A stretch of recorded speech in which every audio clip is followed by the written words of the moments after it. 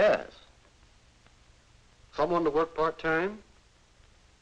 Why, yes, I'll send someone down to see you. Someone who'll do the caliber of work you expect. Goodbye. Work. There's a word that's used much more than it's understood. As counselor here at our school, I get to hear and see a great deal about work and what it means.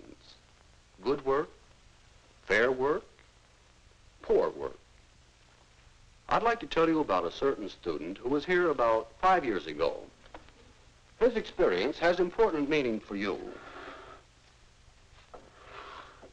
When Frank Taylor started in his first real job, he had only a vague idea about work, his responsibility to his employers, and to himself. But suppose we let Frank tell his own story. It all started with a sign in the window of Canfield Shoe Store. Sounded good, a chance to earn money for some of the things I wanted. So I talked to Mr. Canfield. We got along all right and, well, I got the job. It wasn't bad for a week or so, but then I began to get bored. It was just put shoes away, day after day. Put shoes away. Put more shoes away. Nothing ever broke the routine. All I did was put shoes away. And then the pay I got. Huh. That wouldn't buy many of those things I wanted. The shoe business was no good. And just because I got to work a half hour late now and then, I didn't understand why Mr. Canfield should get mad. When I had a customer, it was tiny shoes on big feet. These didn't look right. These didn't fit right. These were too expensive. These hurt her feet. Boy, some of those people really made me sick.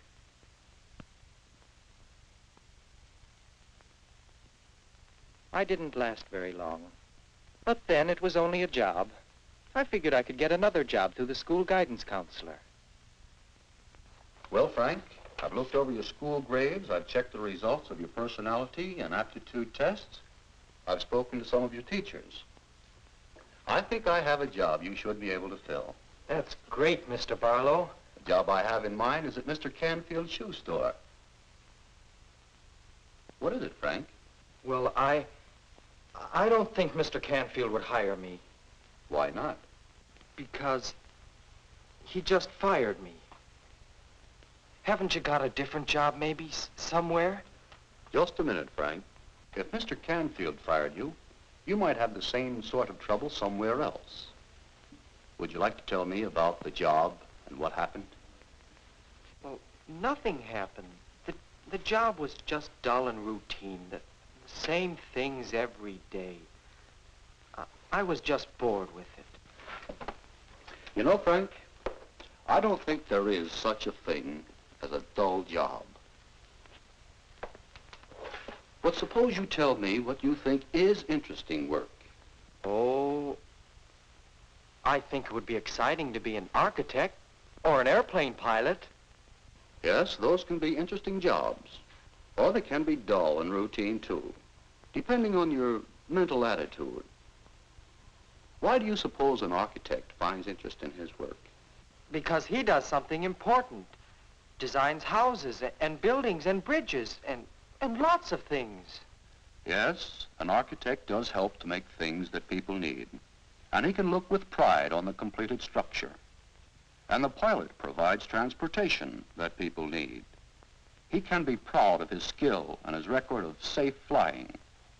But what about, a teacher? Can't she be proud of her service to the community? Are druggists important? Where would you be without them? Or without fishermen? Or chemists? Or bank clerks? Or shoe salesmen? Don't they do something useful, something important for people? Look, Mr. Barlow, I didn't take that job to do anything important. I just wanted a little spending money.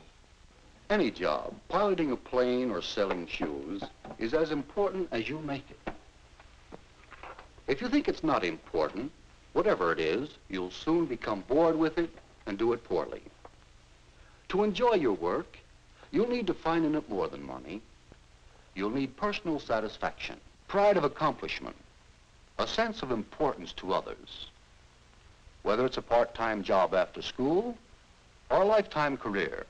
And as for money, well, we all want money.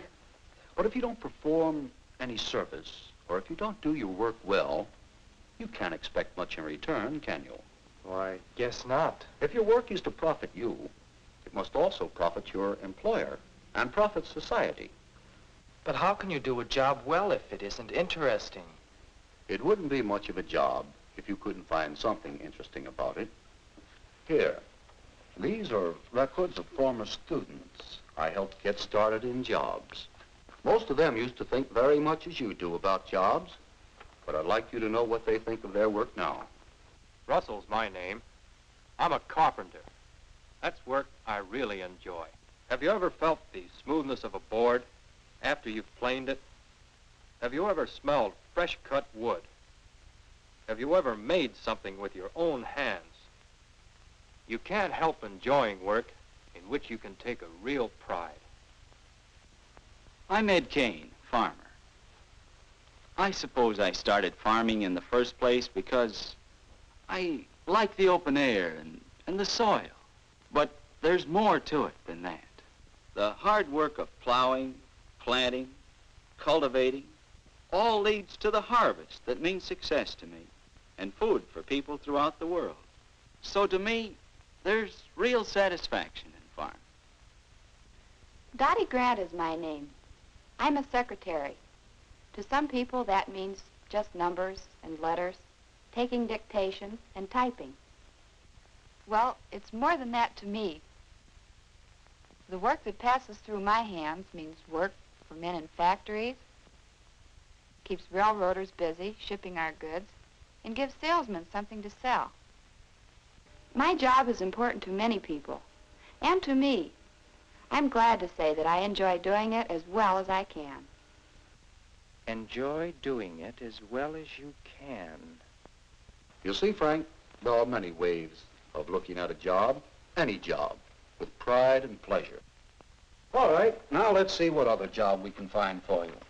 Or, Mr. Barlow, do you think Mr. Canfield would take me back if you asked him to? Well, after Mr. Barlow talked Mr. Canfield into giving me another trial, I found new interest in that job. It was easy to get to work on time, and when I really applied myself to my work, there was nothing dull or routine about it. It wasn't long before I began to see how much other people depended on fellows like me to give them properly fit shoes. Shoes that would wear well and look well. I became proud of the fact that I was building a circle of personal customers, people who came to me regularly for all their shoes. So in Mr. Canfield was willing to give me more responsibility and more pay. It was no longer just a job. Because I had found interest in my work, naturally I did better work. I became more valuable to Mr. Canfield and to his customers, and of course, to myself.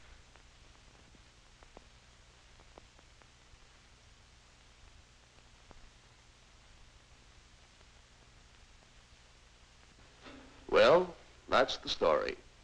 Almost. That was 5 years ago.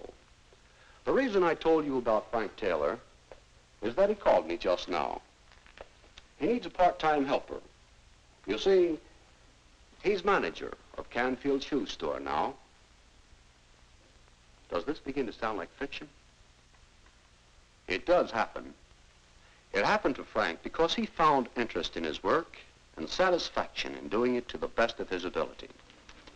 Every day, someone, somewhere, learns that more money and more satisfaction are the result when you stop thinking about just the job and begin thinking about work.